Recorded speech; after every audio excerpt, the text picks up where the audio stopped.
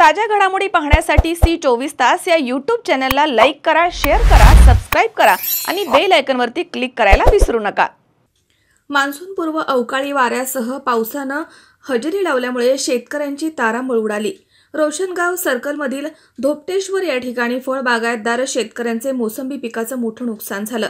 अक्षरशः संपूर्ण फळं ही खाली जमिनीवरती पडून उद्ध्वस्त झाली आहेत। या शेतकऱ्यांना आता कधीपर्यंत मदत मिळेल याची प्रतीक्षा शेतकरी करतायत। घटनास्थळी जिल्ह्याचे जिल्हाधिकारी आणि विद्यमान आमदार नारायण कुचे यांनी या संपूर्ण प्रक्रियेचा आढावा घेतल्यानंतर तलाठी आणि मंडळ अधिकारी यांना पंचनामा करण्याचे आदेश देण्यात आले।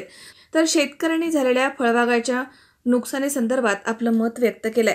जवळपास 2 तासापूर्वी अचानक खूप मोठा वारा आणि पाऊस सोबत आल्यामुळे जवळपास झाडावरील सर्वच फळे जमिनी खाली पडलेले आणि जवळपास जून मध्ये मोसंबीचा मुग बहार जून मध्ये पडण्यासाठी आम्ही जवळपास 20 ते 25 दिवसापासून याला पाणी बंद केलं होतं आणि पहिला पूर्ण फळ झाडावरती फळं असताना हे अचानक आलेल्या पावसामुळे सर्व फळे ते खाली तुटून पडलेले आपण पाहू शकता। किशोर शिरसाट, सी24 तास, जालना। उन्हाळा आलाय, गरमी जाणवायला लागलीये, पण चिंता नको। इलेक्ट्रॉनिक वस्तूंच्या खरेदीसाठी एकच विश्वसनीय नाव, साईराम इलेक्ट्रॉनिक्स अँड बॅटरीज। आम्ही घेऊन आलोय कडक उन्हाळ्यातील थंडा कूल इलेक्ट्रॉनिक वस्तूंची नवीन range. Sairam electronics and batteries, खरेदी विक्री संघ, व्यापारी संकुल, नगर मनमाड रोड, राहुरी।